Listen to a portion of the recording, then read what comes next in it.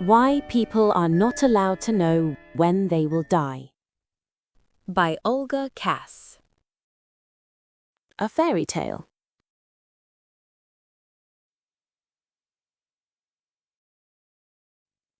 Long ago, people knew the exact day of their departure from the earthly world. Once, a traveler was walking along a dusty road and came upon a lonely house standing by itself in the fields. In front of the house sat an old man. The traveler stopped and said, "Grandfather, why are the tiles on your roof scattered and your fence crooked?" "Autumn is here. Strong winds will blow. The rains will come. It will be hard for you." "I have no one to repair it," the old man replied. "But why don't you do it yourself? You still look strong." "There is no need," said the old man calmly. "I am going to die in a week." "I see," said the traveler, and he continued on his way. Soon he reached the fields, where young men and women were harvesting the crops. They laughed and joked as they worked, all except one young man who labored alone, apart from the others. The traveler approached him and asked for a drink of water, for the autumn day was warm. The young man walked to a haystack, took a jug and poured water into a mug. "Thank you," said the traveler. Then, noticing how the young man kept glancing toward one of the girls, he asked, "Do you like her?" "Yes, very much. I love her," the young man answered bitterly. "Then why do you suffer? Why don't you tell her of your love? Speak to her and marry her. Are you afraid she will refuse you?" "No," said the young man with even deeper sadness. "She would not refuse." "How strange," said the traveler in surprise. "You suffer even though the girl would return your love." "You do not understand," the young man replied.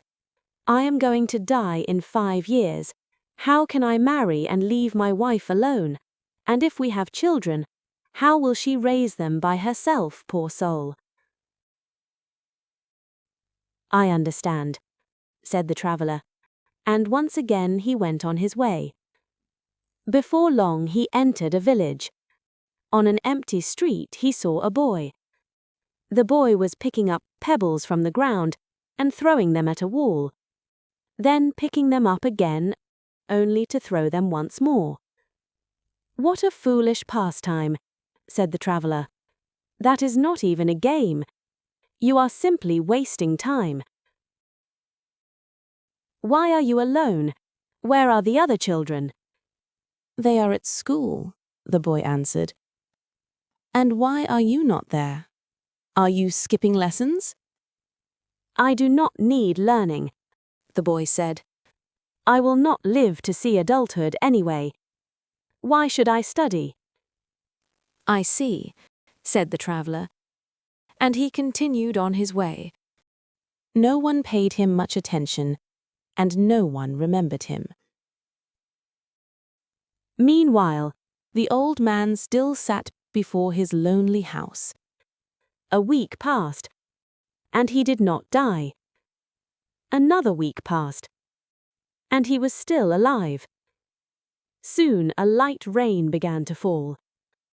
After a few days, the old man groaned, climbed onto the roof, and began to set the tiles in place. A week later, he repaired the fence. Winter came and went, and still he lived. The old man was astonished and puzzled, and at last he went to the village and told the people of this strange miracle. and the story spread far and wide. For the traveler had been an angel, who returned to the Lord and spoke of all that he had seen. And the Lord said, "People must not know the hour of their death."